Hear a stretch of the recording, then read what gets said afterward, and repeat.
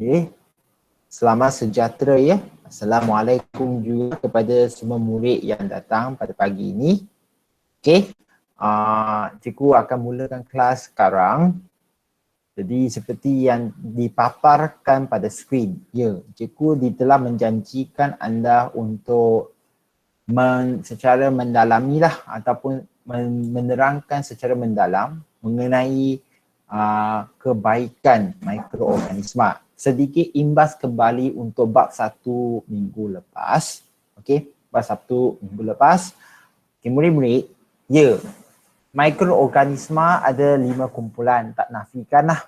Tetapi anda perlu memahami bukan sahaja dari segi keburukan. Cikgu ulangnya, keburukan mikroorganisma.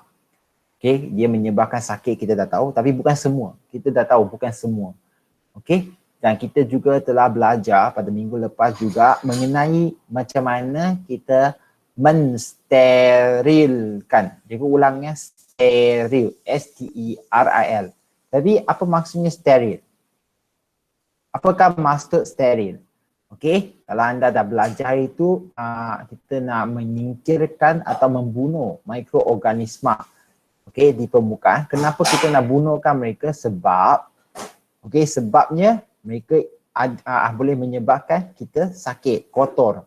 Okey, dan kita telah menyebut benda yang sepatutnya telah belajarlah sepatutnya. Okey, sebut mengenai kebaikan. Jadi murid-murid boleh tengok pada skrin ataupun boleh rujuk pada buku teks pada muka surat 28. Muka surat 28. Okay, kita dah sebut sedikit sebanyak, cikgu hanya nak imbaskan kembali sedikit je. Ya, semua aplikasi mikroorganisma ataupun kebaikannya, kebaikan mikroorganisma perlu anda mendalami. Mendalami maksudnya baca secara detail. Kamu tak boleh kata, oh, cikgu saya tahu mikroorganisma itu boleh digunakan dalam perindustrian. Tapi manakah tempatnya? Cikgu, saya perlu tahu ke tempat itu? Ya. Contoh, kalau anda menyebutkan yeast, okay, yeast dia guna pada mana? Cikgu, makanan lah. Makanan apa?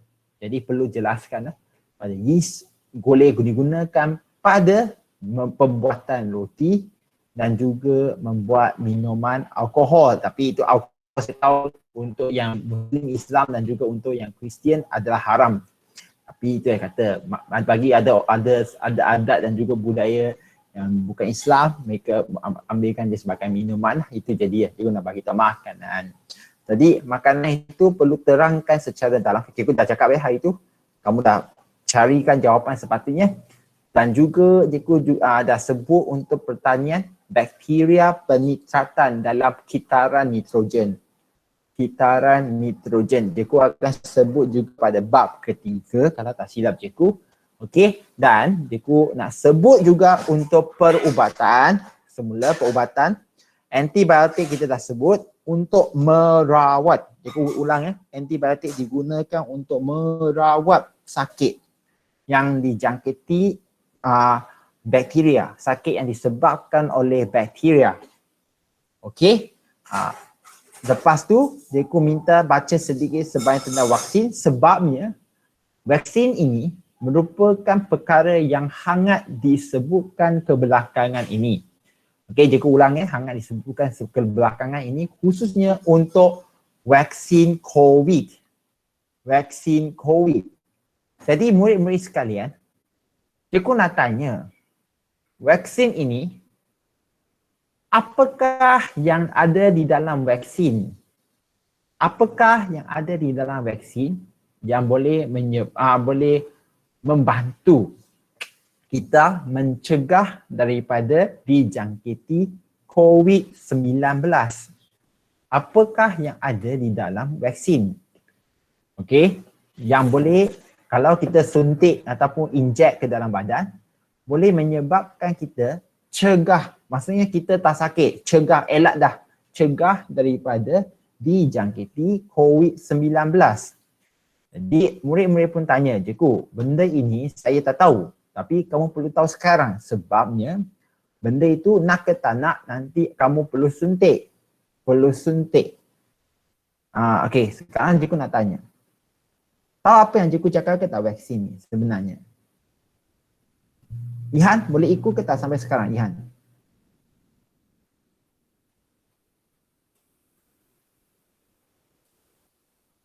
Boleh ya? Ni Amiruddin boleh ya? Ihan boleh, Ihan? Boleh. Boleh ya? Cikgu sambung ya. Jadi di dalam vaksin itu sebenarnya dia mengandungi, dia ada banyak konsep, tapi konsep dulu, cikgu bagi ya. Mengandungi mikroorganisma yang menjangkitkan kita itu yang lemah ataupun mati. Cikgu ulang mengandungi mikroorganisma yang lemah ataupun mati. Contohnya, kita sekarang COVID-19 boleh menyebabkan orang sakit dan meninggal. Jadi mereka pun buatlah vaksin. Jadikan COVID-19 virus itu lemah ataupun mati, ataupun mengambil sebahagian dari virus itu kecil je, sebahagian lagi kecil. Lepas tu masukkan ke dalam sistem peredaran darah, masukkan ke dalam darah. Cikgu, kalau macam tu virus masuk badan lah, kita akan sakit. Cikgu dah sebut virus yang lemah atau mati atau sebahagian dari virus, yang itu yang kamu baca dalam artikel ataupun yang Majlis Keselamatan Negara atau KKM, Kementerian Kesihatan Malaysia sebut mRNA ataupun protein. Maksudnya ambil sebahagian dari virus. Sebahagian je injek ke dalam badan. Jadi saya nak tanya, kalau injek vaksin ke dalam badan, boleh ke tak kamu jatuh sakit disebabkan COVID-19 dulu? Boleh ke tak boleh? Sesiapa di sini nak jawab? Kalau cikgu nak kamu bayangkan, kamu sekarang pergi klinik, kamu suntik. Suntik maksudnya injek. Injek maksudnya ada jarum masuk ke dalam darah kamu, injek vaksin COVID-19. Boleh ke tidak kamu jatuh sakit kerana jangkitan COVID-19? Boleh ke tak? Siapa nak jawab? Han Bun, boleh jawab, boleh membantu cikgu tak? Okey, ni Amiruddin dia kata, Han Bun nak. Kalau cikgu injek vaksin, tak boleh.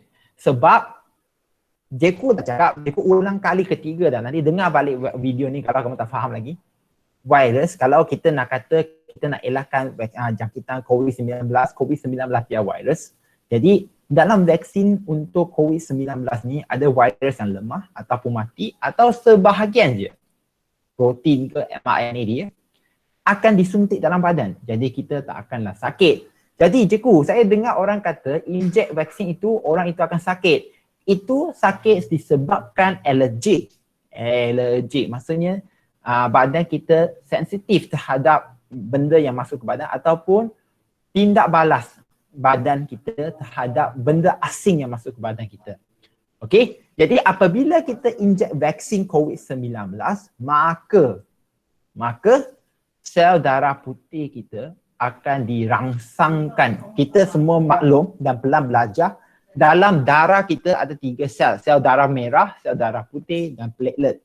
Darah merah untuk angkut oksigen dengan karbon dioksida, platelet untuk pembekuan darah, sel darah putih untuk pertahanan badan. Pertahanan badan. Maksudnya, kalau ada mikroorganisma yang masuk badan kita, sel darah putih akan berfungsi memusnahkan mereka. Jadi, sekarang kita telah injek vaksin ke dalam badan. Jadi, sel darah putih akan dirangsangkan untuk menghasilkan antibody. Hasilkan antibody untuk membunuh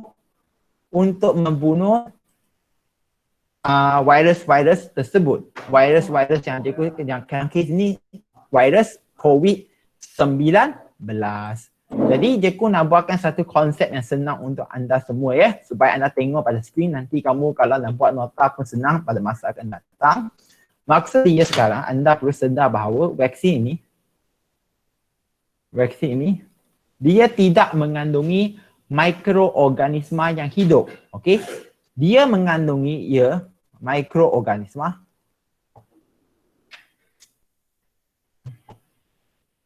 tetapi sama ada dia dah lemah atau mati ataupun cikgu gunakan istilah sebahagian daripada sebahagian dari mikroorganisma tersebut. Contoh, apa maksudnya sebahagian? Kalau pencuri, bayangkan pencuri mencuri. Jadi cikgu ambil sebahagian badan pencuri itu, tangan dia. Cikgu ambil dah tangan dia. Tinggal sebahagian yang tanpa tangan. Rasanya pencuri itu boleh mencuri lagi ke tak? Boleh mencuri lagi ke tidak kalau cikgu cabutkan tangan dia? Boleh ke tak boleh, murid-murid sekalian? Murid-murid, kalau cikgu cabutkan tangan pencuri, rasanya boleh ke tak pencuri itu mencuri lagi? Nurul Sri Aryani, rasanya boleh ke?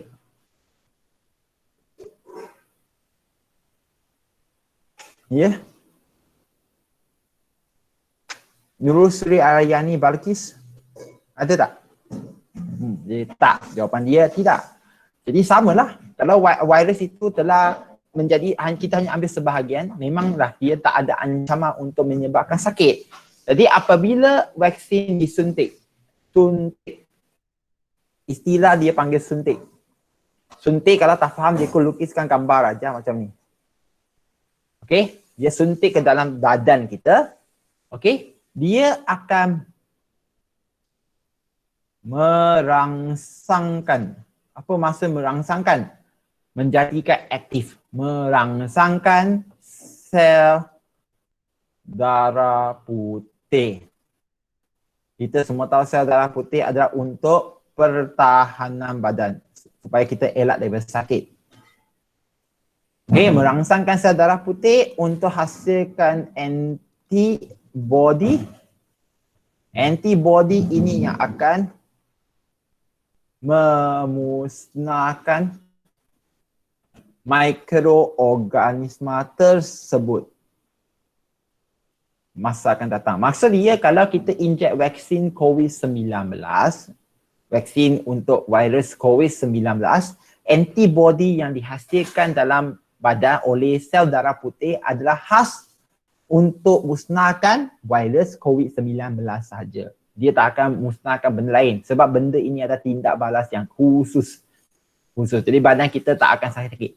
Jadi sepanjang hidup kita, kalau anda pernah dengar, memang kita telah disuntik pelbagai jenis vaksin. Ada vaksin untuk TB, ada vaksin untuk hepatitis B, ada juga vaksin yang macam-macam lagi. Untuk murid perempuan, kalau kamu tahu tingkatan 3, 4 kamu ada injek suntik vaksin untuk rubella. Rubella ini adalah mikroorganisma. Kalau anda tengok, dia penyakit menyebabkan demam. Cikgu, demam saja ke? Bagi demam pada orang dewasa tak ada masalah. Okey? Tapi untuk perempuan kita takut jangkitan itu nanti akan menyebabkan ketika anda mengandung. Menyebabkan kandungan dalam badan fetus, kandungan dalam badan baby itu dijangkiti mikroorganisma itu dan menyebabkan nanti pertumbuhan yang tidak lengkap. Maksudnya mungkin anak yang dilahirkan nanti ada terencak akal otak tak lengkap lah pembentukan dia. Jadi anda injek vaksin itu untuk elakkan, cikgu ulang, elakkan, bukan merawat. Maksudnya kamu tak jangkit dah, elakkan je daripada jangkitan mikroorganisma tersebut. Kenapa cikgu sebut mikroorganisma banyak kali? Sebab vaksin itu satu vaksin untuk satu jenis mikroorganisma tertentu saja, khusus. Kalau virus A, virus A. Kalau virus B, virus B, virus C, virus C. Dia tak adalah panggil vaksin untuk semua keseluruhan mikroorganisma. Tak ada. Okey? Jadi sehingga sekarang rasa adakah tak soalan yang kamu nak tanya? Murid-murid yang saya hormati sekalian. Adakah tak ada? Adakah tak ada? Camway? Ada Camway? Tak ada. Tak ada ya? Jadi cikgu sambung juga sekarang. Kebaikan ataupun aplikasi mikroorganisma termasuk benda baru. Senior kamu yang baru je ambil SPM, mereka tak belajar benda ni. Tapi kamu wajib tahu. Iaitu mikroorganisma digunakan untuk membuat ekoenzim. Ekoenzim. Okey? Ekoenzim kamu perlu tahu dia dibuat melalui proses penapaian. Cikgu, apa maksud proses penapaian? Maksud dia kamu akan ambilkan sisa buah dan sayur-sayuran.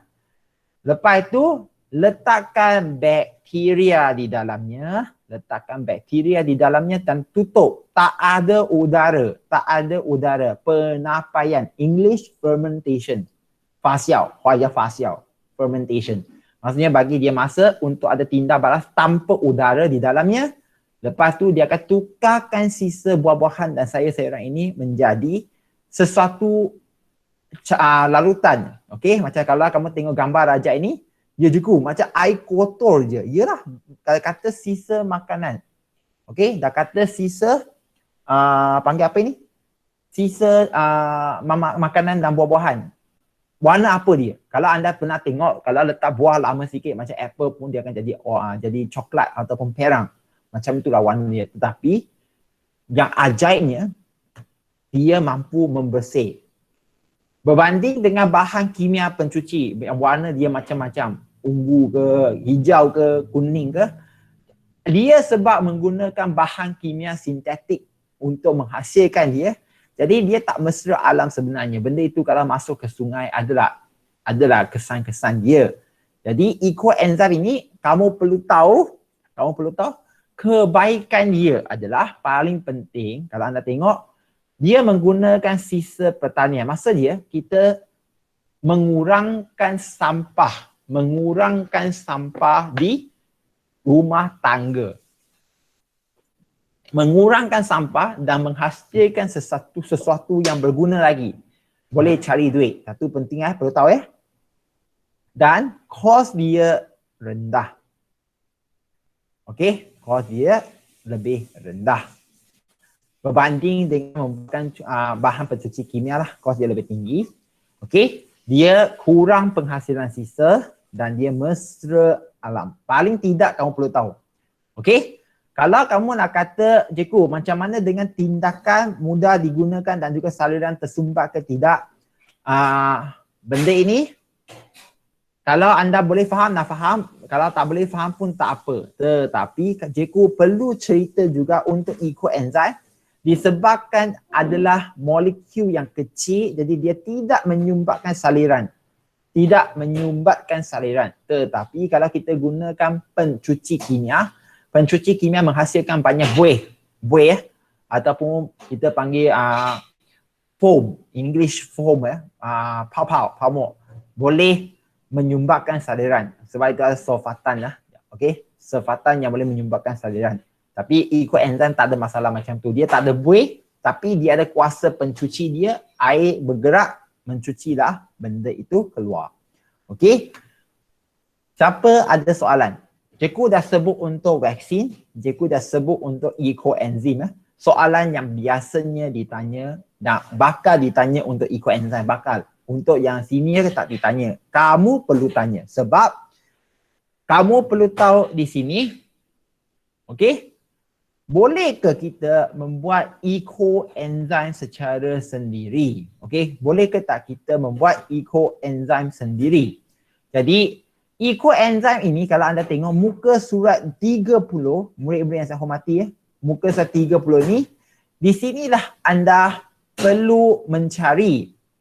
Okey, perlu mencari pertama, apakah mikroorganisma yang digunakan untuk menghasilkan ecoenzyme. Perlu. Dia tak ada ditulis kat sini. Murid-murid, dia tak ada tau tulis kat sini. Sebenarnya ini adalah projek. Okey, projek untuk anda membuat ketika cuti ni. Cuti Okey, cikgu pun tak nak buang masa untuk yang ini. Jadi, kalau di sekolah, sepatutnya kita akan belikan bakteria. Lepas tu, kamu kumpulkan sisa buah-buahan dan tumbuh-tumbuhan. Bawa balik bakteria itu, lepas tu buat penapaian, hasilkan ecoenzyme. Lepas tu tengok kesan pembersihan dia secara sendiri. Perlu buat sebenarnya. Okey? Jadi, kerja kamu pada muka surat 30, kalau kamu sekarang ada handphone, kalau tak ada nanti tengok, ada QR code. Ini murid-murid. Okey, paling tidak dia tak tulis kat sini secara direct. Jadi manakah mikroorganisma yang digunakan untuk menghasilkan ekoenzim? Jangan kata virus tidak. Virus tidak ada kegunaan selain daripada membawa keburukan ke badan manusia. Sakit je kita. Jadi kamu ada tinggal lagi 4 pilihan mikroorganisma: protozoa, bakteria, fungi dan juga alga. Alga, protozoa, fungi dan bakteria. Dia ada 4. Jadi antara 4 itu yang tinggal, apakah yang digunakan untuk membuat ekoenzim? Perlu baca dan fahamkan. Kalau masa mengizinkan, lepas buka sekolah kita akan buat. Benda ini cikgu akan suruh kamu bentukkan kumpulan dan buat ekoenzim sendiri. Sebab memang ini projek dia. Okey? Cikgu juga nak kamu tengok ada satu benda yang dijual di online. Kita panggil Bacteria lactobacillus. Cikgu, kenapa nama lactobacillus ini macam pernah dengar? Macam pernah dengar, betul kan? Siapa di sini rasanya lactobacillus ini macam pernah dengar? Siapa rasanya pernah dengar? Ya? Ya, pandai. Yakut. Siapa yang? Nick Amiruddin, tanya. Inilah lactobacillus. Lacto itu susu. Lactose. Kalau kamu tengok susu. Bacillus merujuk kepada bentuk bakteria. Inilah bakteria susu. Okey. Kalau untuk Yakult SP, spesies dia mungkin lain. Jadi umumnya bakteria lactobacillus merujuk kepada bakteria yang ada pada susu. Okey. Menjadikan kalau spesies yang betul, baru dia akan menjadikan susu kepada Yakult ataupun Vitagen. Kalau ada bakteria lain, dia akan jadikan susu itu masam dan rosak, itu bakteria yang lain. Jadi ada serum bakteria lactobacillus, maksudnya ada larutan pekat untuk bakteria itu yang kita boleh beli online. Ini dia, ada beli kat online. Okey, digunakan untuk merawat air sisa dan enap cemar dalam sistem saliran. Cukup, apa maksud dia? Okey, adik-adik sekalian, kalau kamu duduk di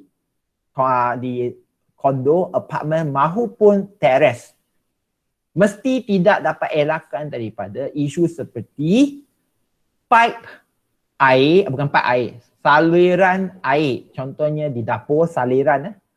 Okey, di sinki itu sumbat. Jiku, kenapa sumbat? Sebab biasanya antara kita yang tak ada kesedaran diri akan buangkan minyak, buangkan lemak ke dalam sinki. Jadi lemak itu turun, dia akan mula sumbat sebab dia lekat pada saliran air. Okey. Termasuk juga pada tempat, contohnya tempat mandi, kalau kita tak bilas air selalu, saliran air pun mungkin sumbat. Jadi macam mana sebenarnya orang yang datang memberikan perkhidmatan untuk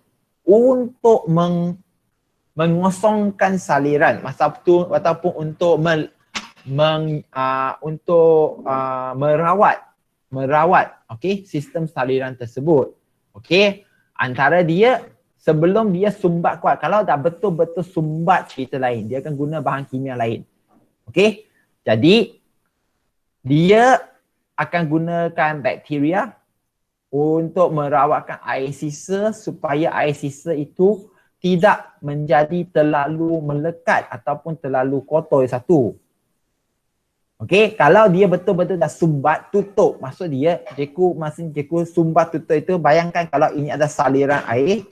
Kalau dia dah tutup lah.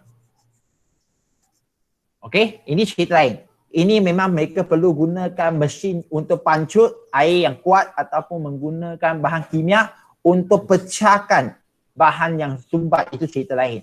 Tapi kalau untuk yang permulaan, okey, sebelum dia tutup sepenuhnya, mungkin dia bukan sumbat, dia lekat pada dinding ataupun ada sikit. Jadi macam mana kita nak betul-betul nak rawat, jadi kita akan gunakan serum lactobacillus ini untuk basuhkan dan juga buangkan bau dia. Buangkan bau, menyingkirkan bau busuk. Okey, jadi perlu anda tahu serum bakteria lactobacillus digunakan untuk merawat sisa kumbahan Dia boleh tukarkan air kotor dari bilik air, dari dapur itu menjadi air bersih semula. Sebab ada bakteria di dalam, dia akan makan benda-benda sisa tersebut di dalam air kotor itu, jadikan air itu bersih semula. Dia boleh menyingkirkan bau busuk, membantu pencernaan haiwan ternakan juga. Contohnya ini kalau untuk yang lembu semua, mereka kalau makankan makanan yang ada selepas dirawat bakteria lactobacillus, mereka senang lagi cernahkan makanan yang ada. Dan paling penting membuat kompos, murid-murid kompos. Maksud dia kalau letakkan pada sisa makanan seperti buah-buahan dan sayur-sayuran, bakteria itu akan tukarkan sisa buah-buahan dan sayur-sayuran itu menjadi baja kompos. Baja kompos. Maksudnya kalau kita nanti gunakan bahan hasil yang dirawat itu letak pada pokok tanaman di rumah, pokok itu akan hidup dengan lebih baik. Dia juga boleh memajukan industri perikanan sebab dia bersihkan air, ikan boleh hidup dengan lebih baik dan menghasilkan enzim termasuk yang atas itu ekoenzim. Okey, inilah kegunaan serum bakteria lactobacillus. Maksudnya kamu perlu tahu kebaikannya secara khusus. Kamu tak boleh kata, okey, mikroorganisma itu baik. Mana baik dia? Kamu tak boleh nak terangkan satu pun. Perlu. Okey, perlu terangkan kebaikan dia secara mendalam. Jadi seperti yang anda tengok di muka aktiviti 1.4, sepatutnya ini kita ubah apakah potensi kegunaan mikroorganisma, kenapa kamu perlu belajar. Inilah tempat kamu mencari duit. Murid-murid sekalian, inilah tempat anda mencari duit. Selain daripada kamu dengar online untuk buat investment, pelaburan saham ke, ataupun membuat membeli property ke, itu perlukan kos yang tinggi. Jadi daripada anda perlu buatkan benda yang kamu tak mampu, bolehlah anda mulakan dulu untuk menghasilkan seperti yang atas ekoenzim atau menggunakan bakteria lactobacillus itu buat kompos, lepas tu memajukan pertanian. Contohnya kamu kerja di madi, tanamlah pokok sawit ke ataupun pisang ke, macam-macam lagi. Okey, jadi kalau anda tengok pada muka surat sekarang 32, muka surat 32, cikgu nak kamu tengok ayat ini dia. Yang ketiga, sisa buah-buahan dan sayur-sayuran, pengekstrakan dan kegunaan. Kenapa cikgu terangkan benda ini mendalam? Murid-murid yang saya hormati, saya nak tanya, okey, kita ada 20 orang sekarang. Berapa orang yang pernah fikir untuk membuangkan sampah, okey, tapi pada masa yang sama kurangkan sampah? Cikgu, kenapa kamu cakap macam tu? Ya, kalau anda fikirkan buangkan sampah sahaja, buangkan sampah. Sampah itu pergi mana? Cikgu, lori angkut lah. Lori angkut ke mana? Dia angkut ke satu tempat akan tanam. Ataupun angkut ke satu tempat untuk bakar, menghasilkan pencemaran. Semua pun tak bagus. Kalaulah kita contohnya makan makanan, ada sisa buah-buahan dan sayur-sayuran lebih, kita gunakan untuk buat kompos, buatkan ekoenzim, maka sampah dapat dikurangkan. Pada masa yang sama, bolehlah kita cari duit tambahan. Bukan ke perkara ini yang patutnya kita fikir. Bukan ke perkara ini yang patut kita fikir. Kai, betul ke tidak?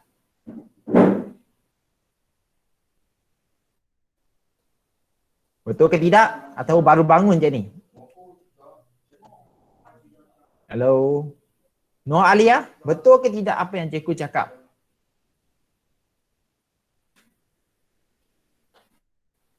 Alia, Nur Alia ada? Muka surat 32. Betul ya? Okey. Ihui ada? Ya, cikgu. Jadi setuju ke tak apa yang cikgu cakap tadi? Kalau kita boleh kurangkan sampah, kita memberikan manfaat juga kepada persekitaran tanpa menghasilkan pencemaran yang tinggi. Betul ke tidak? Betul. Betul ya? Okey. Jadi Kai, ada ke tak Kai di sini?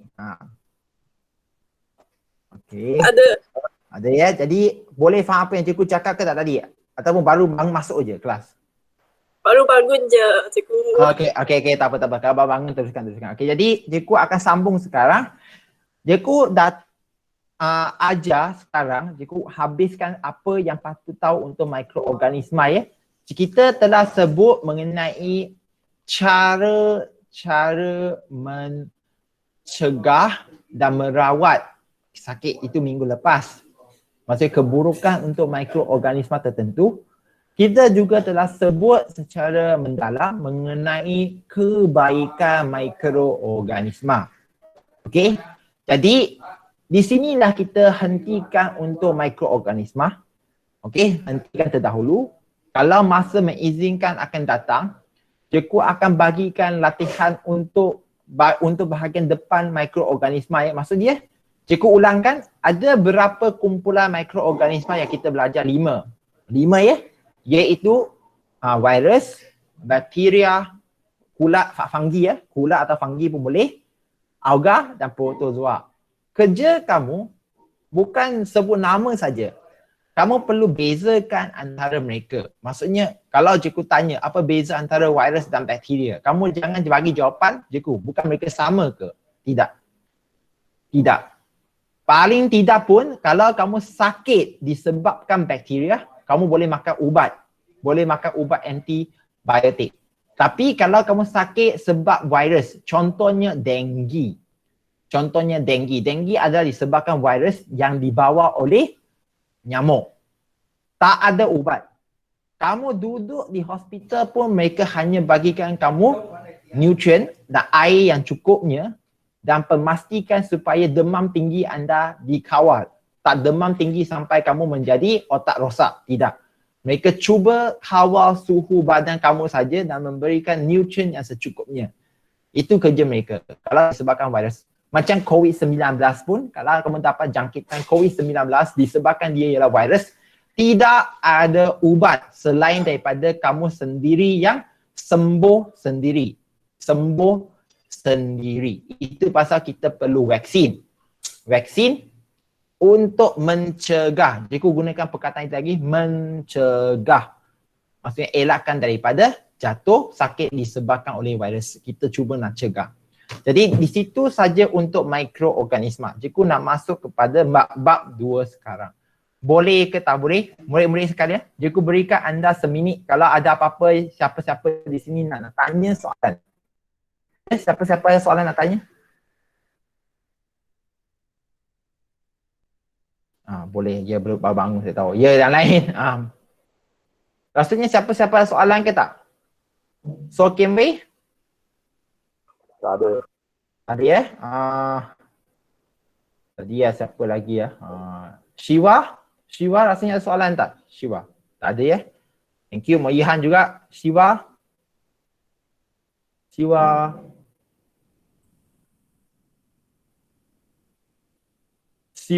Sivanya ada tak? Okey ke tak? Kalau tak boleh cakap pun, kalau boleh tulis kat chat box saja, cikgu boleh. Okey? Tak ada ya? Jadi kalau tak ada masalah, cikgu sambung sekarang untuk bab 2. Okey. Pada masa yang sama juga, cikgu perlu ingatkan anda semua, pastikan buku nota anda telah dituliskan lengkap mengenai indeks dari bab 1 sampai bab yang terakhir untuk tingkatan 5 nanti untuk menyenangkan kerja guru untuk menanda dan memberikan markah PBD anda. 2. Jangan lupa juga menyiapkan latihan sumatif untuk bab 1.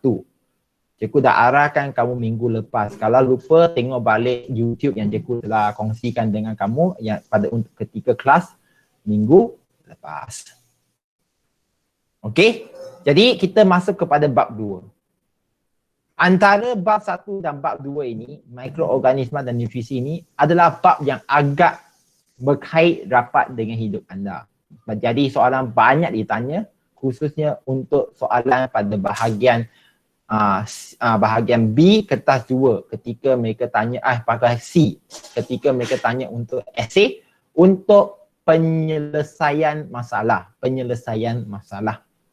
Okey, jadi bab 2 ini nutrisi dan teknologi makanan. Apa yang kamu nak belajar dalam bab ini? Okay. Antara benda yang penting, bukan bab 3 rupanya. Kita nitrogen ya. Kita tadi cikgu dah cakap ya. Bakteria, nitrifikasi bakteria. Ya, kegunaan bakteria dalam kita nitrogen cikgu akan sebut nanti. Baik. Okey. Kita juga perlu faham ada pinggan sihat Malaysia. Kalau anda pernah dari pantai timur di Malaysia, khususnya Terengganu ke Kelantan ke Pahang, mesti kamu pernah dengar suku-suku separuh. Sekarang KL pun ada dah poster tersebut, suku-suku separuh. Okey, apa itu suku-suku separuh? Maksud dia, dalam pinggan makanan, dia ulangnya dalam pinggan makanan, ini pinggan makanan, dia akan bahagikan kepada suku, 1/4 suku, dan sini 1/2. Separuh. Apa yang perlu ada dalam suku dan separuh ini. Itulah kita perlu tahu. Nanti kita tengok ada masa kita harap sampai juga bahagian itu. Lepas tu, apakah faedah penggunaan baka yang bermutu dalam pertanian dan tahu ke tak anda akan kewujudan aktah dan peraturan yang perlu dipatuhi dalam proses penyediaan dan penjualan makanan di Malaysia. Jadi, muka surat 46. Muka surat 46. Jadi ini adalah istilah-istilah yang kamu akan belajar nanti dengan cikgu. Okey, cikgu pun harap masa terdekat, masa sejam ni cukup untuk cikgu melengkapkan apa yang patut cikgu sampaikan sekarang. Kita mulakan dengan istilah gizi seimbang. Gizi seimbang. Kalau dalam English kita panggil balanced diet. Balanced diet. Apa itu gizi seimbang? Perlu anda tahu bahawa gizi seimbang merujukkan kepada makanan yang mengandungi semua kelas makanan. Okey? Dalam nisbah yang betul. Dalam kuantiti yang betul. Okey? Jadi, tengok pada gambar raja muka surat ke-48 ini. Tengok gambar raja nasi lemak. Murid-murid sekalian, saya nak tanya. Makan nasi lemak ini bagus ke tak bagus untuk kesihatan kita? Makan nasi lemak itu dalam gambar raja muka surat 48 itu ada ke tak ia bagus untuk kesihatan badan kita? Siapa nak jawab soalan ini?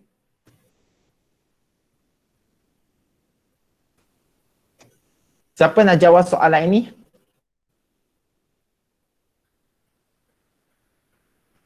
Nurul Sri Aryani ada? Aryani ada? Ada? Okey, nak tanya, makan nasi lemak bagus ke tak? Biasa kita dengar orang cakap, makan nasi lemak bagus ke tak bagus? Tak. Tapi cikgu nak kamu tengok gambar raja ni. Nasi lemak gambar raja ni bagus ke tak bagus? Baik ke tak baik untuk kita?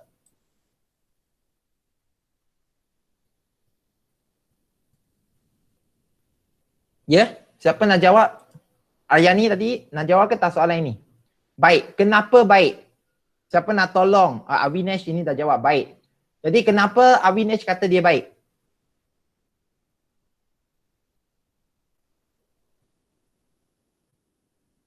Ya.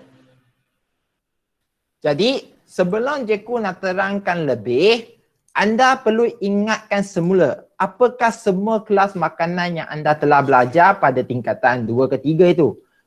Tingkatan 2. Jadi dalam kelas makanan perlu ada karbohidrat.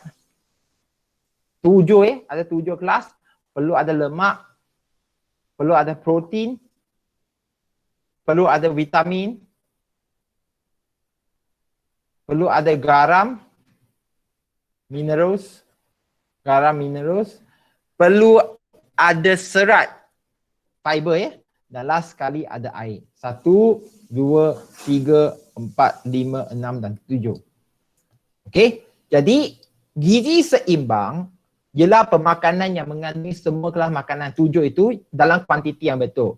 Jadi dalam kita punya nasi lemak gambar raja ini, jangan tengok nasi lemak di sekolah kita nasi lemak kosong itu cerita lain. Kamu nampak nasi dan sambal je. Tapi untuk gambar raja ini, Ada karbohidrat? Ya, nasi ada karbohidrat. Ada protein? Ya, ayam ada protein, ikan ada protein ataupun ikan bilis lah. Dan kacang pun ada protein, telur ada protein.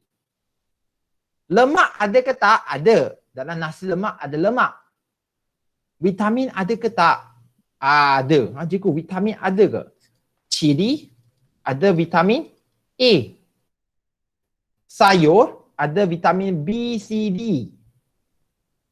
Okey? Serat ada ke tak dalam gambar raja ni? Timun ada serat. Jadi, kalau kita makan nasi lemak ikut cara yang betul, maksudnya ada semua kelas makanan di dalamnya.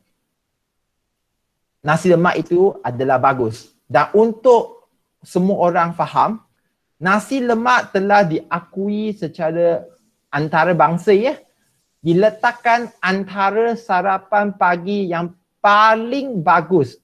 Paling bagus. Tapi itu saja aku cakap. Nasi lemak yang macam mana? Seperti dalam gambar raja inilah. Bukan nasi lemak, nasi saja dengan sambal. Kita rujuk nasi lemak yang lengkap. Ada timun, ada ayam ataupun telur.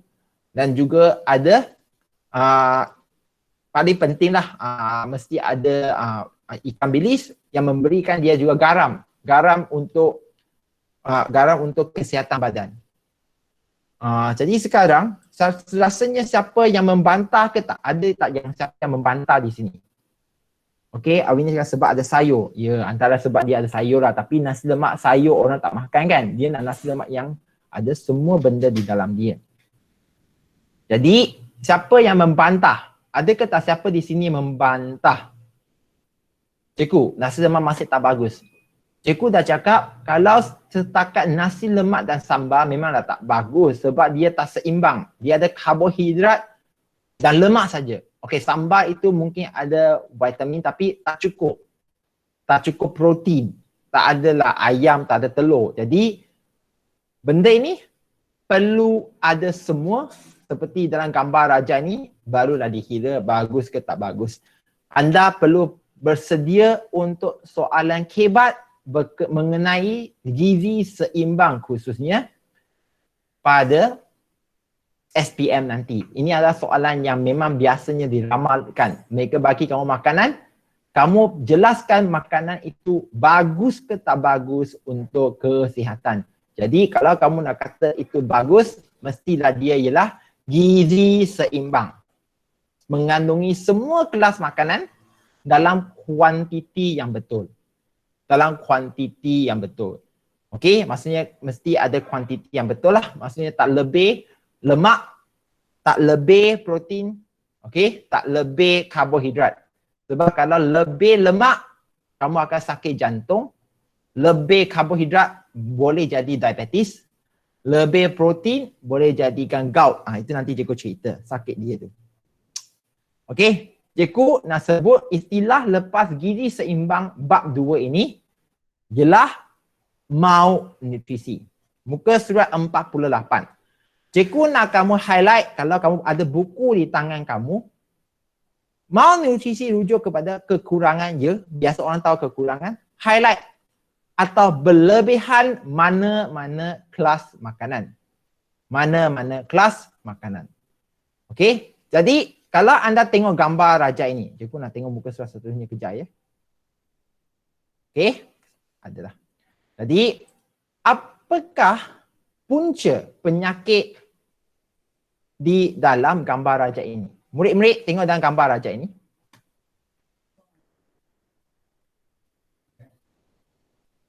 Okey, goiter. Goiter dan bergot sebenarnya berbeza ya, tapi dia merupakan benda yang sama. Tapi kamu nampak goiter itu dia bengkak pada kelenjar tiroid. Jadi dia nampak leher dia bengkak lah, tiroid dia bengkak. Siapa di sini boleh ingat ke tak disebabkan apa goiter berlaku? Goiter. Ya, siapa nak jawab? Kekurangan apa? Kekurangan apa? Li Zhichong ada tak Li Zhichong? Ada. Ya. Kekurangan apa menyebabkan goiter? kekurangan garam yang bernama iodin. Iodin ini adalah garam yang biasanya didapat melalui makanan laut seperti udang dan juga seperti ikan. Kalau kamu makan kurang akan jadikan kurang iodin menyebabkan goiter. Okey? Jadi disebabkan kekurangan garam iodin itu dia menyebabkan sakit. Jadi inilah semua A sampai E ini adalah jenis-jenis penyakit yang disebabkan malnutrisi, kurang ataupun lebih. Kalau lebih seperti apa? Gula. Gula karbohidrat makan lebih akan dapat apa? Siapa boleh jawab? Kalau gula makan lebih akan dapat apa? Siapa nak jawab? Kencong. Kencong ada tak Ken? Ya. Jadi kalau makan gula, lebih karbohidrat, apa akan jadi? Biasa dengar lah. Cikgu. Akan jadi apa? Cikgu tak dengar ni. Kalau lebih gula. Cikgu. Tak tahu. Ha? 你吃很多糖你会得到什么病？你不要吓我嘞。tengok ni Amiruddin ni bagus lah.糖尿病oh, kencing manis. Kencing manis itu ialah penyakit disebabkan oleh malnutrisi. Itu nantilah cikgu akan tulis. Kalau kamu cikgu tulis kat sini jugalah. Muka surat 48 contohnya. Kencing. Sorry. Manis. Disebabkan oleh lebih gula. Lebih gula dalam makanan itu malnutrisi menyebabkan kencing manis. Scurvy. Scurvy gusi dia berdarah disebabkan oleh kekurangan vitamin C. Cikgu, kenapa buku teks ini begitu teruk dia tak tuliskan untuk kita? Dia benda ini semua sudah disebut pada tingkatan 2. Ya, tingkatan 2. Tingkatan 2 nutrisi. Ini hanya sambungan je. Ricket, kalau anda tengok kenapa ricket? Ricket itu maksudnya kaki dia berbentuk O ya. Kalau anda tengok kekurangan apa? Kekurangan vitamin D. Kwashiorkor, kurus tapi buncit. Marasmus pun nampak lebih kurang sama. Tapi kwashiorkor disebabkan kekurangan protein. Okey? Marasmus cikgu rasanya dia marasmus kekurangan natrium. Garam natrium kalau dah siap cikgu. Okey? Jadi kwashiorkor kekurangan protein. Marasmus cikgu perlu siasat semula. Pun tak boleh nak ingat dah. Ini semua adalah penyakit yang disebabkan oleh apa? Malnutrisi. Malnutrisi untuk mana-mana kelas makanan. Cikgu, apa kelas makanan yang kita belajar sekali lagi? Siapa nak sebut apakah kelas makanan yang kita belajar? Kita ada 7. Terima kasih Kenca. Kita ada 7 kelas makanan. Mesti ingat. 7 kelas makanan. Antara dia ialah karbohidrat, lemak, atau protein dulu lah. Protein, lemak, vitamin, garam, minerals, serat ataupun fiber dan air. Benda ini patutnya dah jadi di dalam tangan sebab kamu bakal menjadi dewasa, lepas tu pergi ke masyarakat, lepas tu siap berkeluarga, di situlah kamu perlu makan sihat. Makan sihat. Jadi kalau anda tengok muka surat yang seterusnya 49. Okey, muka surat 49. Murid-murid tengok muka surat 49 lah. Kenapa cikgu punya muka surat 49 itu kosong? Sekejap sementara menunggu dia baca. Okey, dia dah jam sikit di situ. Sorry ya, jadi sabar. Cikgu perlu buka semula.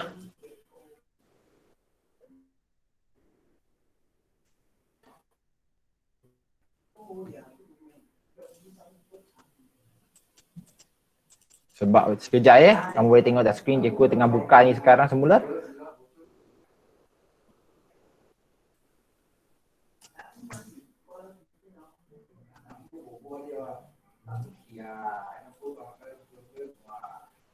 Okey. Kejap, cikgu tengah buka balik semula ni. Kenapa ya? Dia tak nak bagi cikgu baca ya. Kejap ya.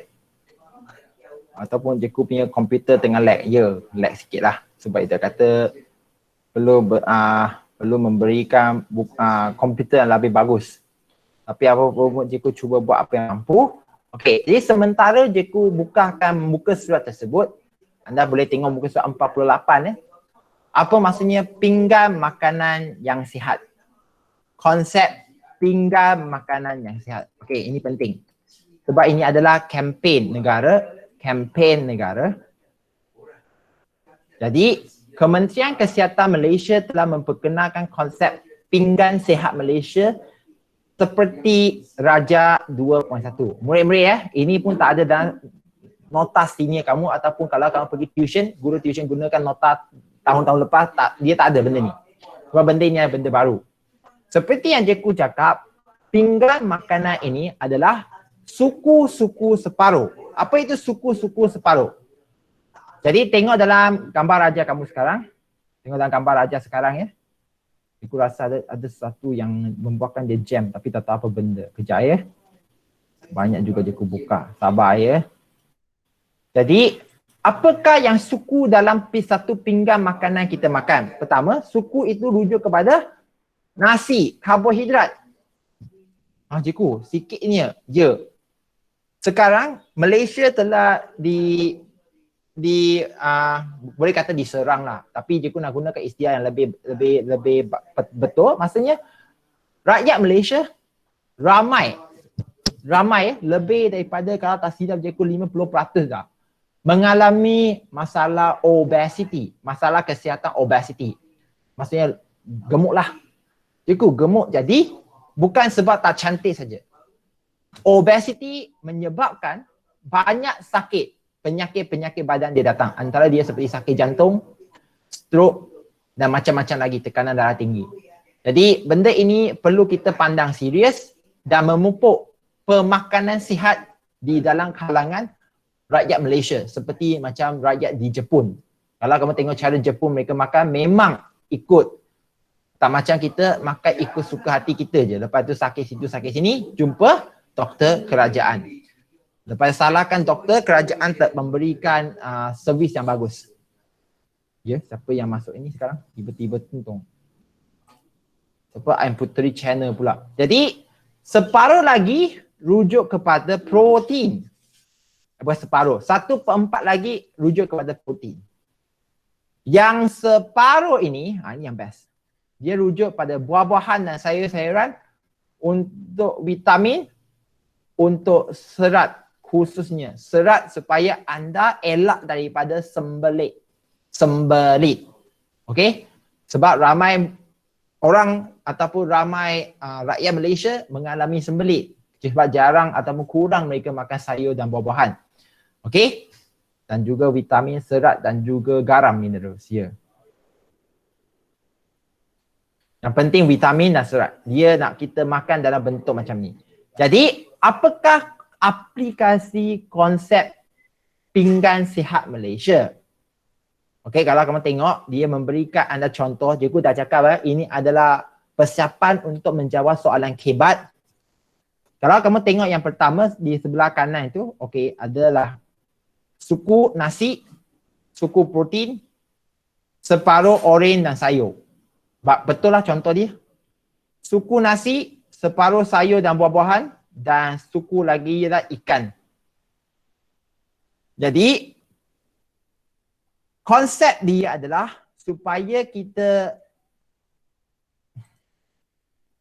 Siapa yang ting-tong ni? Aduh. Okey.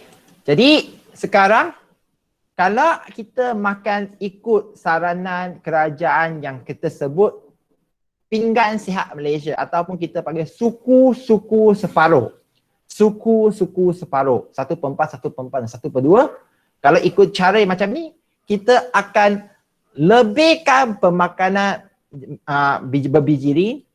Kita akan kurangkan makan makanan yang bergoreng dan bersantan. Okey, dan kita juga akan makan makanan yang dimasak di rumah lebih kerap. Sebab kalau kita nak capai suku-suku separuh, boleh ke tak kita makan roti saja? Boleh ke tak boleh? Kalau kita contoh tengah hari, kita patutnya makan tengah hari yang sihat. Boleh ke tak kita makan roti sahaja untuk menyatakan kita mendapat gizi seimbang? Boleh ke tak boleh sekarang? Kan kadang-kadang kamu tengok ada orang kita kejar masa, kita nak cepat, kita makan roti ataupun makan fast food. Burger dengan fries saja. Rasanya burger dan fries itu dengan air manis, dia merujuk kepada pemakanan yang sihat ke tidak? Ya ke tidak? Ya murid-murid, siapa nak jawab soalan ini? KM Puteri Channel tiba-tiba jawab tidak. Kenapa tidak? Kenapa tidak?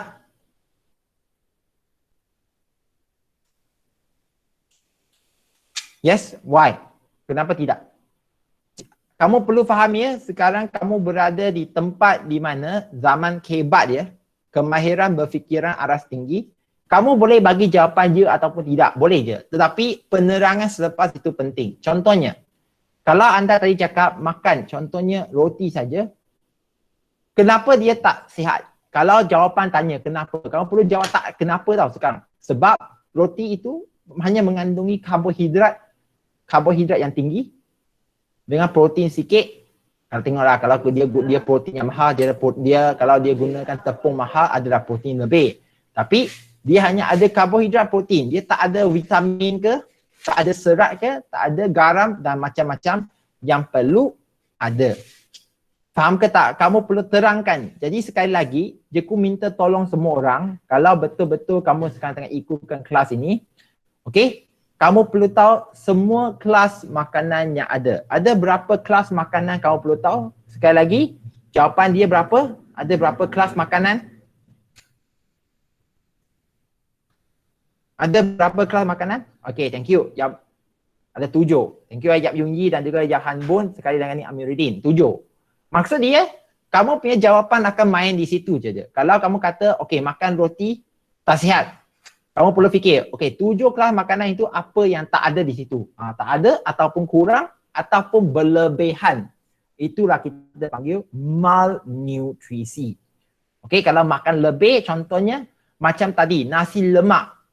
Kalau nasi lemak yang kat RM1, nasi lemak saja dengan sambal, kenapa dia tak bagus? Sebab dia kekurangan apa? Dia berlebihan apa? Berlebihan santan, berlebihan lemak lah tu. Maksudnya makan itu saja, kamu mungkin akan mendapat penyakit. Penyakit. Ngai Weng Seng, faham ke tak Ngai Weng Seng?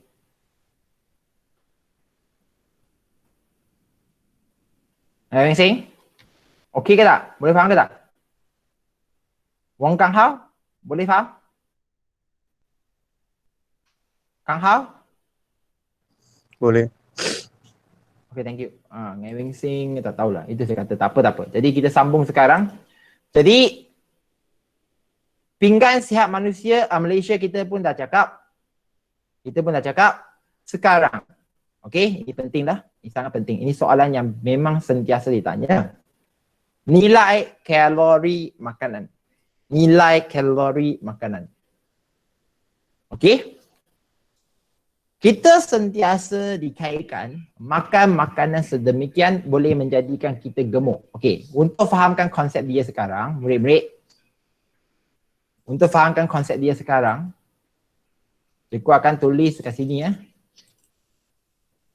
Okey, cikgu akan tulis pada papan sekarang, papan putih sekarang. Kalau kita makan karbohidrat yang case dia dah berlebihan. Okey, berlebihan. Dia akan disimpan dalam badan. Disimpan dalam badan sebagai lemak. Glikogen dan lemak. Sama seperti lemak yang berlebihan. Kalau anda makan lemak berlebihan, benda goreng yang banyak, okey, dia akan disimpan dalam badan menjadi lemak badan. Lemak, kita konsep dia lemak. Okey. Jadi apa maksudnya karbohidrat berlebihan, lemak berlebihan? Di sini kamu perlu tahu kandungan tenaga makanan. Cikgu, makanan ada tenaga ke? makanan, tenaga itu macam mana mereka kira. Jadi, cikgu nak perkenalkan istilah kalori. Kalori. Nilai tenaga lah, kalori, tenaga. Okey? Pentingnya anda tahu sekarang, 1 kalori kecil, C ya, kecil, sama dengan 4.2 joule. Kalau kalori besar, dia akan jadi 4,200 joule ataupun kita panggil sebagai 4.2 kilo joule. Tenaga. Cikgu, tenaga ini apa cerita? Sabar. Jadi cikgu tak nak buang masa anda semua. Murid-murid, jom. Tengok pada skrin anda sekarang. Ini tak ada dalam buku ya. Tengok pada skrin. Cikgu, kamu minta saya tengok apa benda ni. Sabar. Jadi nanti cikgu akan bagi kerja kamu adalah kerja kamu senang je. Pergi ke McDonald. Cikgu ulang ya. Kerja kamu semua adalah pergi ke McDonald. Saya tahu sekarang pergi McDonald itu menjadi benda yang senang. Okey, kerja kamu ada pergi McDonald. Pernah ke tak anda jumpa benda macam ni? Murid-murid, pernah ke tak kamu jumpa benda ni? Tengok skrin ni, pernah ke tak?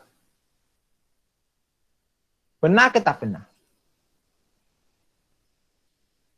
Ya? Cikgu ulang ya. Tengok pada skrin ni, pernah ke tak kamu tengok benda macam ni? Okey? Yang lain, pernah ke tak pernah?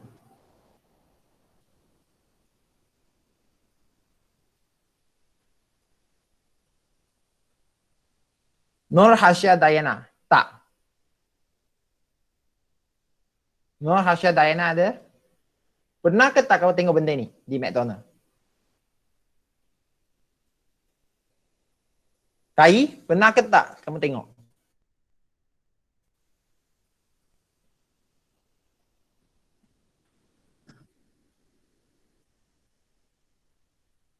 Ya, yang lain kenapa tak jawab?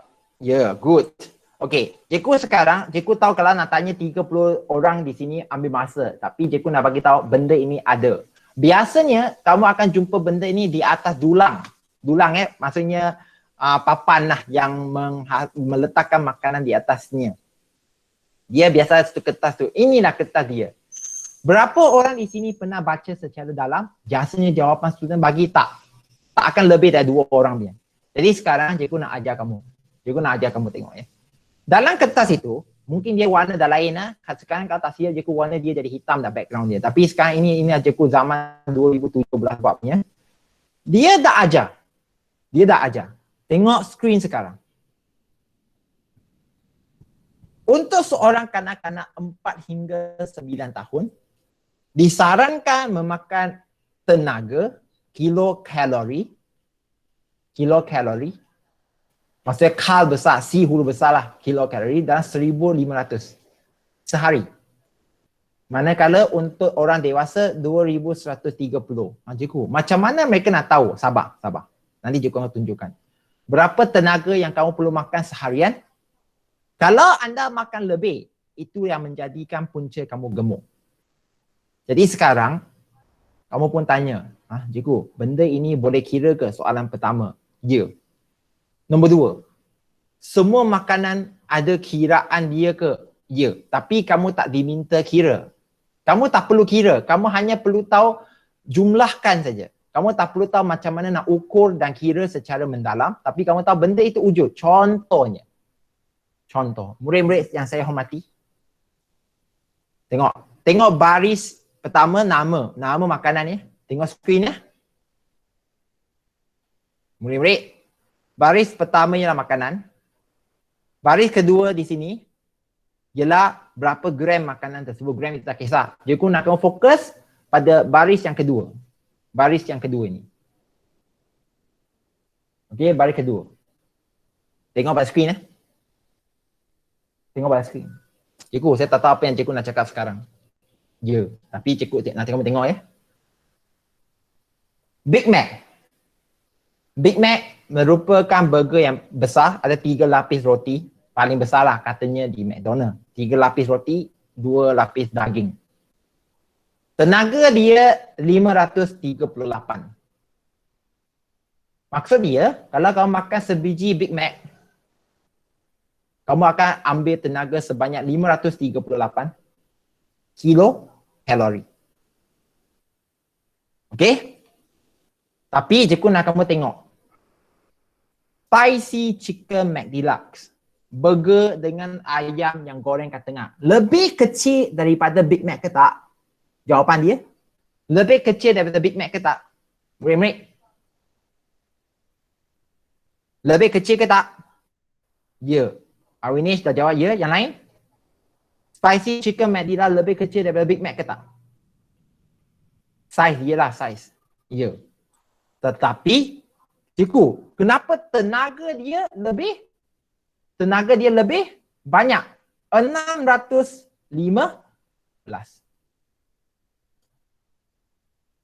Sekejap.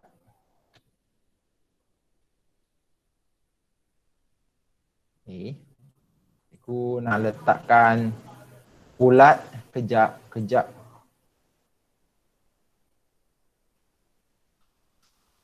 Oh, adalah. Kenapa laptop tiba-tiba jam? Mesti dia tengah buat scanning ni. Sabar. Murid-murid yang saya hormati, sabar. Okey, kalau anda tengok Spicy Chicken McDeluxe, dia punya tenaga ialah 615. Manakala Big Mac yang lebih besar ialah 538. Siapa nak jawab? Kenapa dia lebih banyak tenaga? Kenapa Spicy Chicken Mac dia lebih banyak tenaga? Siapa nak jawab? Ya, ni Amiruddin baik. Sebab dia minyak digoreng. Spicy Chicken Mac dia digoreng. Jadi Cikgu, kamu cakap apa macam ni? Okey. Saya tahu mesti kamu tak boleh nak bayang kalau siapa yang jarang pergi McD. Jadi ini dia, bentuk Spicy Chicken McDeluxe. Ini dia. Cikgu bukan promo McDonald yang tidak ya. Ini dia.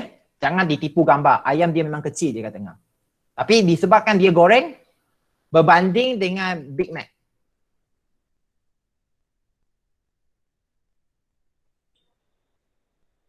Okey. Berbanding dengan Big Mac. Big Mac dia tak goreng. Dia daging itu dia hanya grill, panaskan. Okey, atau panggil apa ya? Kita panggil BBQ kan je. Jadi dia kurangkan tenaga. Jadi murid-murid yang saya hormati, oh Cikgu, rupanya makan spicy chicken dia masih lebih banyak tenaga. Kalau saya makan lebih, dia lagi senang menggemukkan. Itu Cikgu tak nak jawab dulu. Sabar dulu. Kita cuba tengok fries, French fries pula. French fries. French fries makan pun tak puas, betul kan? Tetapi fries yang besar. Kamu tengok fries yang besar. Ada 413 tenaga. Macam sebiji burger dah. Cikgu, fries macam itu sikit pun begitu banyak tenaga ke? Sebab apa sekali lagi? Sebab dia benda goreng. Benda goreng. Itu pasal kalau anda tengok di sini, bubur ayam McD. Tengok bubur ayam McD ya. Large. Bubur ayam McD yang besar. Tenaga dia hanya ada 268. Bubur ayam McD tenaga dia 268. Tapi dia lebih berat. Betul kan semua? Betul ke? Bubur lebih berat tetapi mengandungi lebih kurang tenaga berbanding burger. Sebabnya apa? Siapa nak jawab sebabnya apa? Sebab bubur berat sebab air saja. Sebab air. Jadi dia kurang minyak, jadi tenaga dia pun kurang. Jadi kenapa anda perlu belajar tenaga itu? Murid-murid yang saya hormati. Kalau anda tengok kat sini, kalau anda rasa boring sekarang ya, cikgu pun tak boleh nak minta apa. Cikgu akan minta kamu sekarang nanti bagi jawapan satu, pertama pergi ke McD, cari benda ni. Cikgu akan nanti bagi dalam task yang senang juga, merancang makanan yang sesuai untuk anda kuruskan badan. Sabar untuk kuruskan badan. Jadi sekarang, kalau kamu makan satu set, cikgu cakap satu set. Contohnya burger. Okey, kita ambil tadi spicy chicken McDeluxe.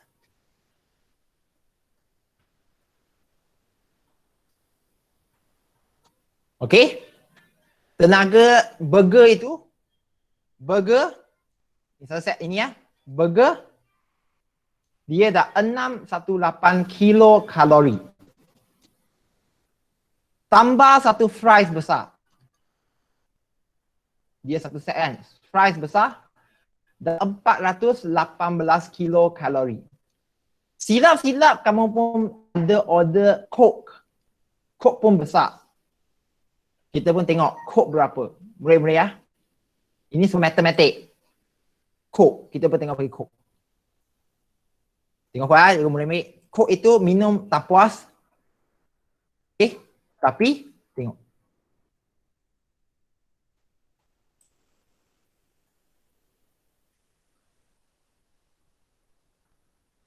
Tengok depan murid-murid, tengok skrin. Coke 213. 200.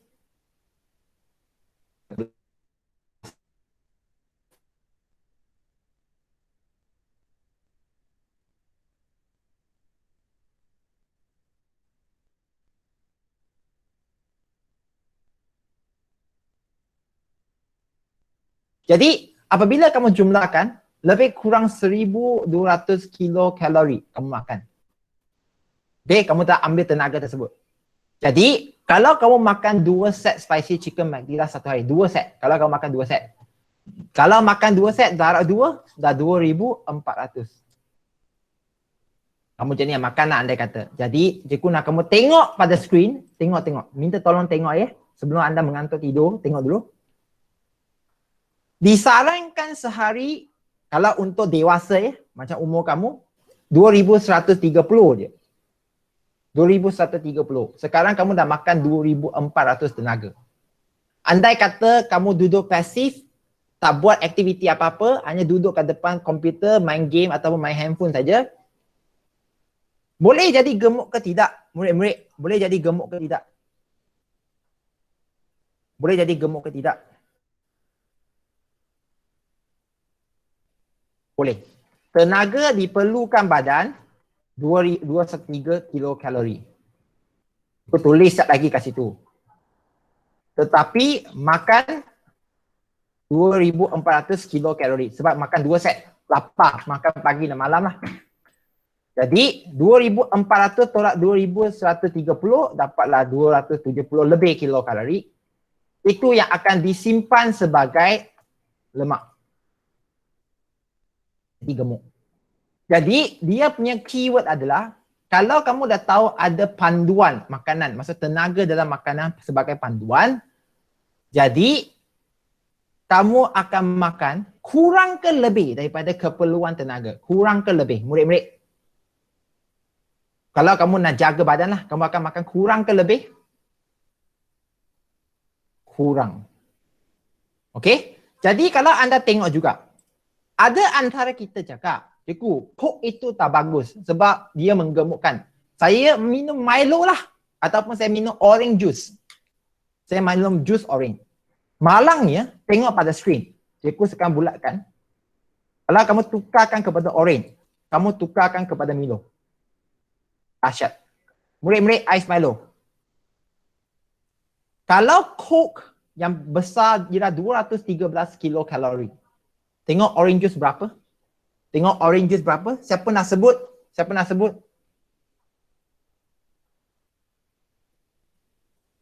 Kai? Orange juice berapa Kai? Orange juice besar large.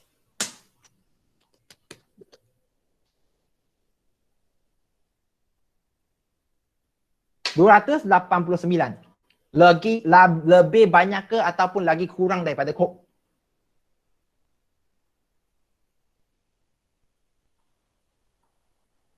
Lebih banyak ke lebih kurang?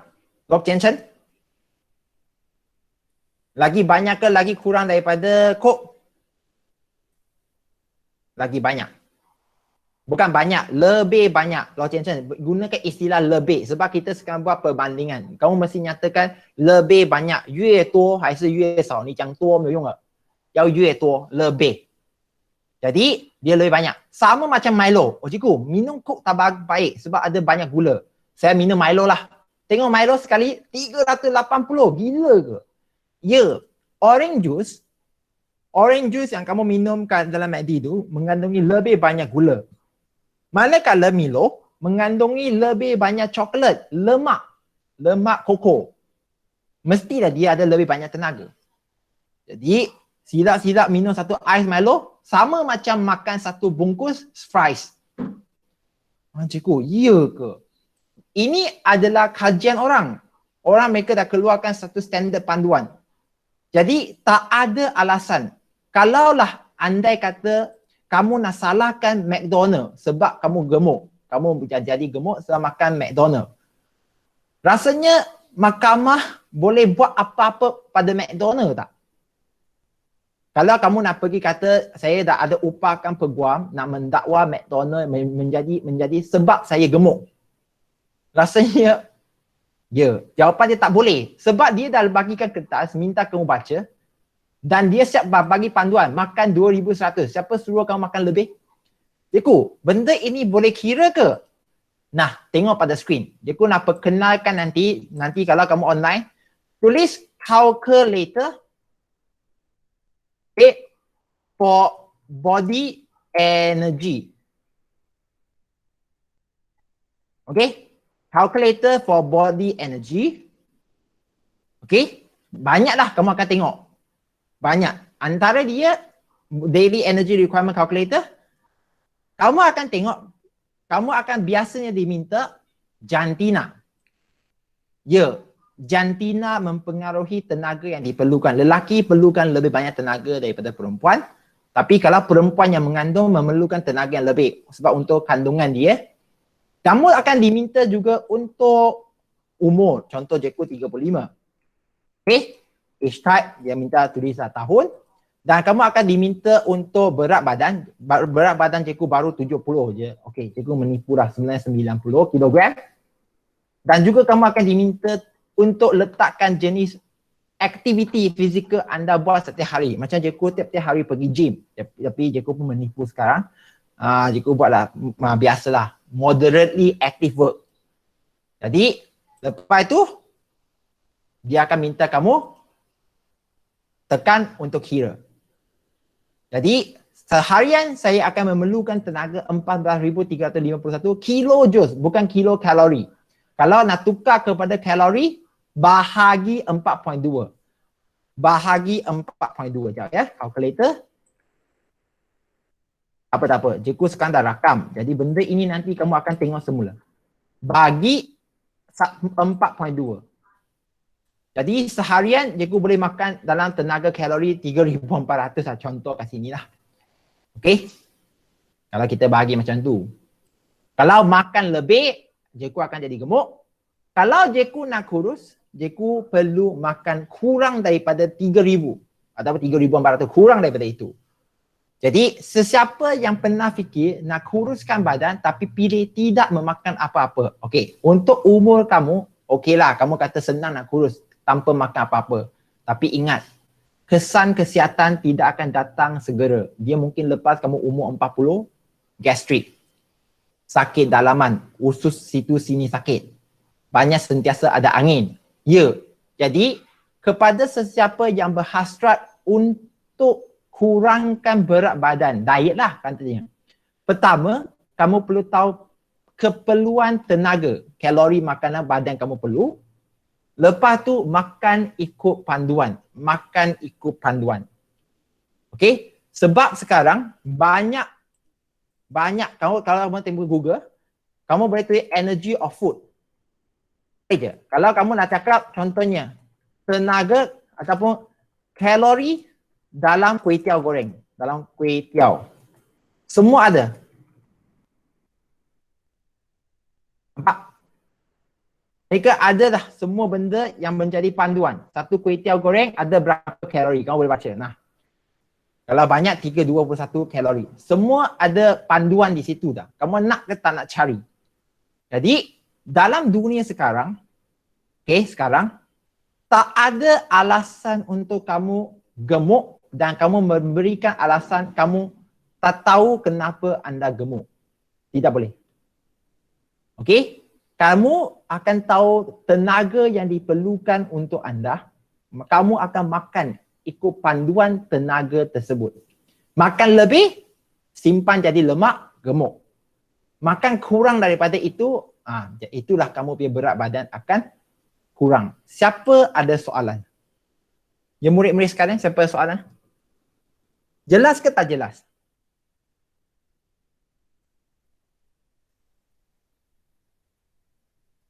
Jelas ke tak jelas?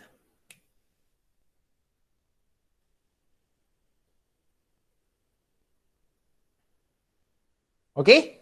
Wishwa. Wishwa ada tak? Wishwa? Wishwa? Thank you Mo Ihan juga ya. Tak apa. Nanti yang penting yang faham ini maksudnya kamu pernah dengar, yang tak tahu boleh dengar semula nanti dalam YouTube. Cikgu dah akan upload menjadi YouTube lah. Jadi kalau cikgu lepas ni saya nak gunakan calculator untuk tenaga, silakan. Macam-macam website ada, macam-macam. Even dalam bahasa Cina pun ada ya. Okay? 我不知道名字叫什么，身体能量计算机有的，身体能量计算机you can find it yourself. Boleh cuba cari dan kira. Jadi kamu akan roughly tahu lebih kurang berapa tenaga, tapi hati-hati dengan unit. Kilojoule ataupun kilokalori. Kalau kilojoule perlu bahagi 4.2 jadi kalori semula. Kilokalori. Kalau tidak nanti kamu kata, wah saya boleh makan banyak ni 14,000, syok lah. Tidak. Hati-hati dengan unit dia. Jadikan dia kalori terdahulu. Jadi disitulah kamu akan tengok, Jiku, boleh ke kita kira tenaga dalam makanan? Tenaga dalam makanan. Boleh ke kita ukur nilai kalori dalam makanan? Cikgu perkenalkan, alat untuk kira tenaga itu kita panggil kalori bom. Kalori meter bom. Cikgu bom meletup. Bukan. Nama alat itu panggil kalori meter bom. Okey? Konsep dia senang. Konsep dia, okey, cikgu nanti akan bagikan soalan. Kalau sempat cikgu bagilah. Tapi cikgu akan bagi tugasan seperti yang cikgu cakap. Pertama, pergi ke MACD, carikan nilai tenaga yang cikgu tadi tunjukkan. Kalau tak ada, tak apalah. Itu tugasan je. Cikgu tak marah. Cuba je. Okey, anggapkan dia sebagai satu tugasan untuk menyeronokkan diri sambil itu kamu makan. Okey. Kedua, dalam tugasan itu cikgu akan minta juga merancang makanan yang tidak akan menaikkan berat badan dan gizi seimbang di dalam MACD. Cikgu, gizi seimbang ada ke? Ada. Okey, ada. Kalau anda tengok dalam MACD punya burger, ada sayur, semua itu ada. Tapi kurang sikit di situ je, kurang. Okey. Jadi kalorimeter macam mana kita nak kirakan tenaga makanan, kita akan cuba jelaskan nanti. Cikgu tak nak merumitkan pemahaman anda. Okey.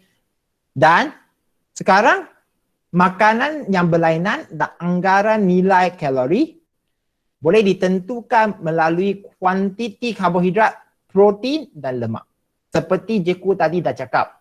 Kenapa burger A lebih besar, burger B lebih kecil, tapi burger B nilai kalori dia lebih tinggi walaupun saiz dia kecil. Sebab kandungan lemak dia lebih tinggi. Lemak banyak, tenaga confirm lebih banyak. Sebab tengok, lemak ada 2 kali ganda.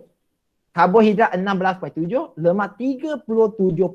2 kali ganda, double fold the energy of carbohydrate.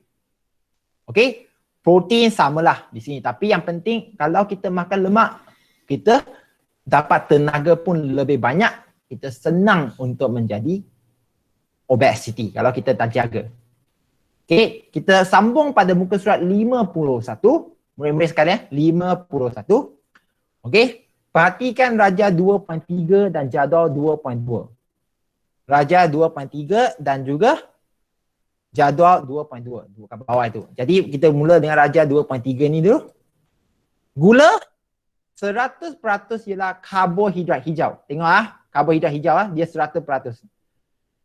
Untuk daging dia ada air 69%, 13% lemak, 18 protein. Perlu tahu agak-agak. Minyak sawit 100% dia lemak, 100% dia lemak. Untuk beras, karbohidrat bukan sepenuhnya ya, 76% saja. Dia ada 14% air sebab beras kan dia simpan air kat dalam. 8% itu ia protein dan 2% itu ia lemak.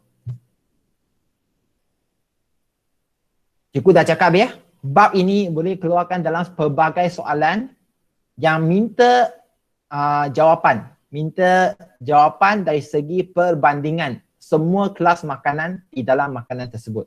Cikgu nak minta izin juga daripada semua ya. Berikan cikgu lagi dalam 20 minit boleh ya. Pada masa yang sama sekarang cikgu pun tak nak buang masa. Kalau sesiapa yang rasa nanti sepatutnya kita adakan kelas sampai pukul 11 tapi 10.30 itu ada tutorial. Jadi cikgu nak minta izin sebenarnya sampai 10.30. Jadi andai kata anda dah ada perkara lain nak contohnya makan semua, cikgu nak bagikan anda link untuk kehadiran dulu ya, sabar ya. Link untuk kehadiran, kejap ya. Kejap murid, kejap.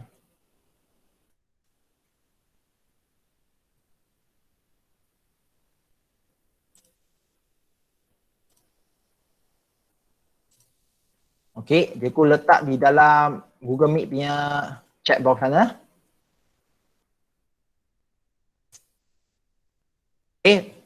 Boleh bagi pada kawan lain yang tak datang tapi minta mereka tonton semula YouTube yang cikgu share. Minta tolong sebab cikgu tak boleh nak kata tunggu semua orang 100 orang datang baru mengajar. Tak adil dah untuk mereka yang dah masuk awal kan. Jadi minta tolong wawarkan kepada kawan yang tak datang. Jap. Ini minggu kedua kan? Silap dia patutnya minggu 7 yang kedua. Ada sedikit ejaan salah lah. Tapi tak apa. Cikgu boleh edit je kat sini. Okey. Jadi minta semua ya kepada kawan yang tak datang supaya isikan kehadiran. Sekejap. Sama ke? Okey, sama-sama. Jadi benda itu sama je. Okey. Jadi kali kedua, kehadiran ni penting cikgu akan buat penilaian. Untuk yang tutorial ketika hari Selasa lepas, cikgu pun akan mengambil kira, cikgu akan buatkan form itu. Siapa yang tak datang langsung, PBD anda memang akan terjejas. Jangan nanti cakap, cikgu saya tak ada line, cikgu saya tak ada gadget. Padahal sendiri yang tak nak usaha untuk masuk kelas ya. Cikgu dah bagi tahu kalau ada masalah boleh bagi tahu secara terang. Jadi sambung untuk cerita ini. Cerita nilai kalori dalam makanan. Jadi tengok jadual kedua muka surat 51. Makanan yang berlainan dan anggaran nilai kalori. Untuk karbohidrat contohnya nasi mengandungi 15.04 nilai kalori tenaga. Untuk roti 10.60 nilai kalori kilojoule per gram. Itu pasal kalau anda makan nasi dan roti yang sama berat. Makan nasi dan roti yang sama berat. Nasi memberikan lebih banyak tenaga, itu yang pasalnya kamu senang menggemuk. Senang menggemuk. Gula kasar lagi lah, confirm dia lebih banyak tenaga sebab dia ada gula. Okey, sebab nasi kalau kamu tengok ada juga dia ada lemak dan juga protein di situ. Dan air, jadi dia kurang tenaga berbanding dengan gula. Lemak untuk minyak sawit dan mentega, kalau dia per gram, sama gram juga, kamu akan nampak tenaga dia jauh lebih tinggi. Itu pasal siapa yang suka makan roti, sapu dengan mentega. Mentega. Walaupun cikgu saya sapu sikit je, tapi saya makan, saya rasa perasaan berat badan saya tak turun. Ialah mentega mah lemak. Okey? Untuk daging ini cikgu kurang setuju ya. Tenaga dia kurang. Ini kalau kamu makan secara BBQ. Biasanya daging kita akan makan secara goreng. Kita perlu masukkan faktor lemak di dalam goreng itu yang menjadikan kita gemuk. Tapi kalau daging itu kamu buat BBQ ataupun kamu buat steam saja, maksud dia pergi kukuskan, tenaga itu kurang sebab protein saja. Okey, manakala pelawas seperti kubis ke timun ke, buah-buahan ke, okey, kubis kubis itu cabbage Okey, biasa buat salad ke, tengok tenaga dia memang kurang. Tapi sebab dia makan mengenyangkan, dia senang, sebab dia besar, kalau makan kuantiti banyak, dia akan senang mengenyangkan dan memberikan tenaga yang kurang. Itu pasal kamu akan kurus lah, tenaga dia kurang. Jadi di sinilah anda perlu nampakkan bahawa makan makanan yang bersumberkan karbohidrat, lemak dan protein khususnya, tiga-tiga ni boleh memberikan anda tenaga lebih kalau anda tidak mengirakan nilai tenaga keperluan badan anda dan makan sesuka hati, itulah puncanya anda naik berat badan. Contoh di sini, tengok. Murid-murid, cikgu nak kamu sekarang tengok soalan pada sini ya, ini ni. Bijak berfikir, ini ni. Jadual di bawah menunjukkan kandungan sandwich A, B dan C. A, B dan C. Antara sandwich A, B dan C, A ada 2 keping roti, 2 gram mentega, 100 gram daging lembu, 5 gram timun. B 2 keping roti putih, 100 gram daging ayam, buah banyak ayam tu, samalah 5 gram kubis. Dan C 2 keping roti putih, 2 gram mentega, 100 gram daging ayam dan 5 gram kubis. Manakah sandwich yang merupakan pilihan paling sihat? Jelaskan jawapan anda. Baik, siapa nak cuba jawab? Siapa kan nak cuba jawab? Siapa di sini nak cuba jawab?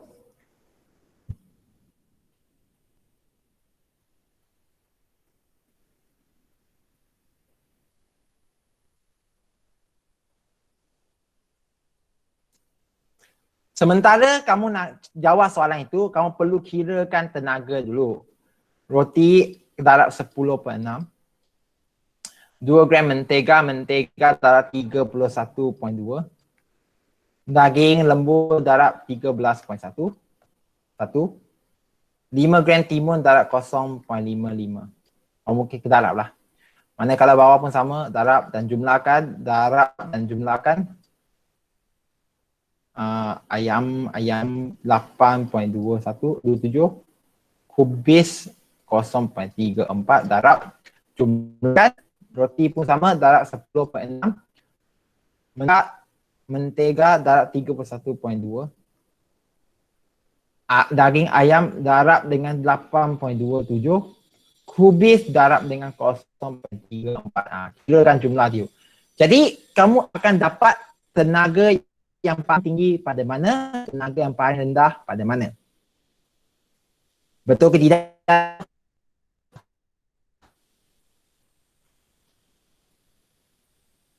Kamu akan pilih sandwich yang mana? Murid-murid, sandwich yang mana? Manakah sandwich pilihan yang paling sihat?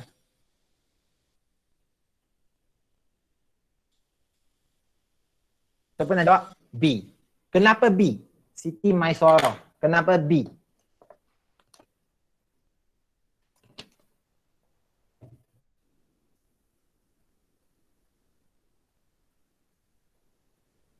Kamu tak boleh jawab tiada minyak. Tiada minyak itu memang antara poin dia nanti, tapi secara sandwich B jawapan dia. Sandwich B. Sebabnya, ini disebabkan apa? B mengandungi lebih kurang tenaga berbanding sandwich A dan C. Pertama, dia kurang, lebih sikit tenaga berbanding A dan C. Maksudnya kalau makan sandwich B, kamu tak senang jadi gemuk. Okey? Dan B juga mengandungi gizi yang seimbang dan kurang ataupun tidak mengandungi lemak, bukan minyak, lemak berlebihan. Tak ada mentega, tidak ada mengandungi lemak berlebihan. Lemak ada pada ayam, tapi itu cukup dah. Dia tak ada lemak berlebihan. Ya, khususnya ini berlebihan ini maksudnya tadi mentega. Cikgu dah siap tulis kat dalam skrip chat box ya, kamu boleh tengok Kamu perlu buat perbandingan dan juga mampu menyatakan kelebihan. Ya, tidak berminyak itu konsep, tapi kenapa tak dapat markah? Sebab ada ke tidak minyak di dalam ayam? Ada ke tidak? Ni Amiruddin, ada ke tak rasanya? Ada ke tak? Ni Amiruddin? Hah? Ayam itu ada lah minyak kat gila. Tak ada. Ada ke tak ada? Sekali fikir, ada ke tak ada? Ada ke tak ada?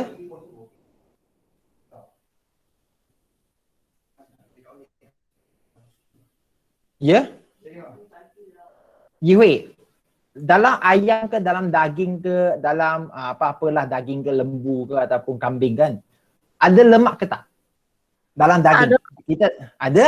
Ni Amiruddin, faham ke tak ni Amiruddin? Jadi kalau kamu tulis tiada minyak, maksudnya kamu tak faham konsep. Dalam sandwich B itu ada minyak tapi dia tidak ada minyak berlebihan. Keyword itu berlebihan. Itu je cikgu nak sebutlah. Dia ada lemak tapi itu kita panggil dia gizi seimbang yang sihat. Jadi kita tak makan berlebihan, jadi malnutrisi. Okey? Harap semua boleh faham. Jadi antara ini aktiviti yang kamu akan buat eksperimen di sekolah nanti, kita akan menganggarkan nilai kalori dalam beberapa sampel makanan. Kita macam mana kira? Ini tunggu nanti kat sekolah buat. Cikgu nak kamu baca benda ini pada muka surat 51, 52 dan 53. Okey? Cikgu tak nak buang masa. Ini adalah eksperimen, laporan eksperimen yang perlu anda buat. Okey, laporan eksperimen. Murid-murid sekalian, cikgu sekarang rakam tengah rakam ni ya. Jadi eksperimen 2.1 ini adalah antara eksperimen yang perlu dibuat. Jadi minta tolong nanti buatkan laporan yang untuk persediaan eksperimen dan cikgu akan bincangkan pada kelas seterusnya, dan eksperimen itu kalau boleh buat di sekolah. Memang cikgu tak boleh nak bekalkan kamu nilai suhu awal ni kamu yang perlu buat. Tapi kamu boleh buat persiapan, iaitu membuat laporan yang melibatkan tujuan sehingga ke prosedur. Okey? Banyak kerja dah ya. Cikgu dah cakap pertama pergi MACD, enjoy. Kalau tak boleh pergi tak apa. Jangan paksakan. Cikgu dah cakap cuba. Okey? Lepas itu baru pergi yang kedua, merancangkan makanan di McDonald yang sihat. Tapi jadi siapa yang tak pergi itu tak apa. Cikgu akan upload apa yang tadi cikgu tunjukkan itu di dalam Google Classroom. Okey? Dan ketiga, perlu buat laporan ini. Laporan untuk macam mana kira nilai tenaga dalam makanan. Sehingga sekarang siapa ada soalan? Siapa ada soalan? Jadi aku akan tamatkan kelas hari ini sehingga muka surat 53 di sini penting ya. Apakah kesan pengambilan jumlah kalori yang tidak menepati keperluan individu? Kalau kamu makan lebih ke kurang. Jadi kamu tengok ya. Kalau kamu makan kurang, kamu akan jadi kurang berat badan. Kalau kamu makan lebih, kamu akan jadi obes. Okey, kegendutan.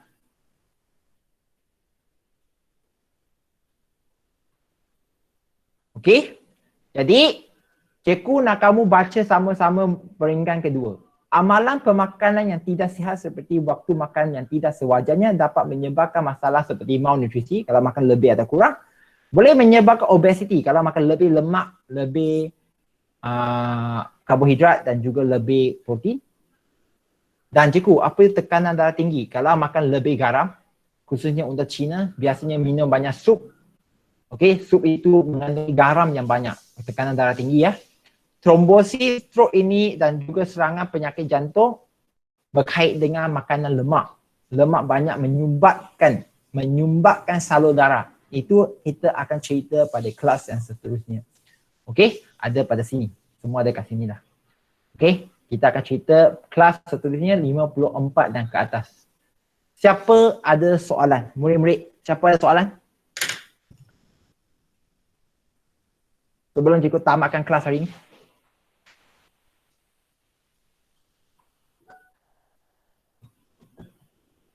Lai, cikgu bagi kamu dalam seminit dah. Seminit. Lepas itu, cikgu akan minta semua bukakan kamera. Okey, sila isikan kehadiran dulu ya. Cikgu pun tak nak buang masa. Kepada sesiapa kawan yang tak datang, kamu boleh bagi dia link ini juga. Cikgu tak kisah. Tapi janjikan dia tonton YouTube apa yang kita telah belajar hari ini. Okey, apa yang kita telah belajar hari ini. Dan tunggu kejap ya. Tunggu kejap dalam bagi cikgu dalam 20 saat ya. 20 saat, bukan 20 minit. 20 saat je. Okey, nanti cikgu nak minta semua bukakan kamera ya.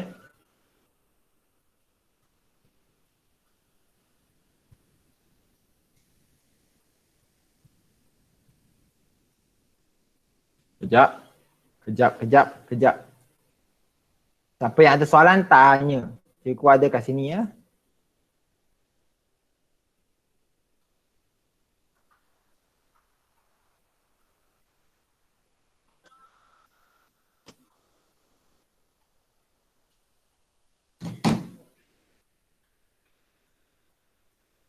Okey, cikgu nak minta semua supaya bukakan kamera. Kalau boleh bukakan kamera sekarang. Cikgu nak akan ambilkan kehadiran melalui screenshot ya. Jadi minta izin semua supaya bukakan kamera anda. Okey, buka kamera anda sekarang please. Oh tak boleh buka kamera. Yang tak boleh itu tak apa, biar je. Jangan sebab ada nama kat situ. Yang boleh cikgu bagi dalam 10 saat ya. Sediakan diri dulu, sediakan 10 saat ya.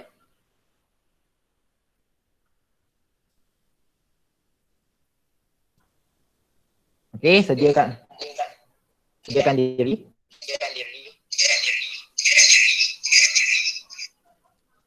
Okey, dalam kiraan ya. Bukakan kamera ya, bukakan kamera please. Saya bawa masa semua kita nanti kita pun nak keluar sekarang. Okey, dalam 3 bukalah kamera. Buka ke tak ni? Saya nampak seorang dua orang buka je ni. Yang lain? Ya. Apa soalan dia? Oh, tak boleh. My simple problem, I'm putting tak boleh, tak apa. Yang tak pakai tudung pun tak apa. Yang siapa raise hand tadi? Siapa raise hand tadi? Ya ada soalan ke tak? Oh, siapa tu? Okey, tak apa. Jadi kalau macam tu cikgu ambil kedatangan ikut apa yang ada ya. Kalau yang boleh buka kamera sila buka sekarang. Kalau tak boleh tak apa. Cikgu tak marah pun. Okey. Jadi cikgu minta izin ya. Sila bukakan kamera kalau yang boleh. Dalam 3, 2, 1 buka. Okay, semua pun tak nak buka ya. Tuan mahal sekarang ya. Tak apa.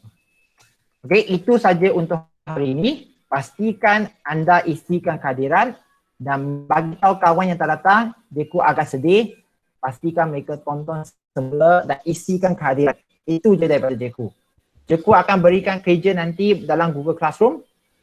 Yang pertama kerja dia pergi makan kat McD tu, ambil gambar bersama dengan nilai tenaga itu. Lepas tu kedua, berancangkan pemakanan yang sihat dalam McD itu. Dan ketiga, buatkan laporan eksperimen yang cikgu tadi dah cakap. Okey, laporan eksperimen. Cikgu akan bagikan contoh kalau cikgu sempat buat untuk anda semua. Itu saja untuk hari ini. Okey, terima kasih semua. Kita akan jumpa pada minggu depan.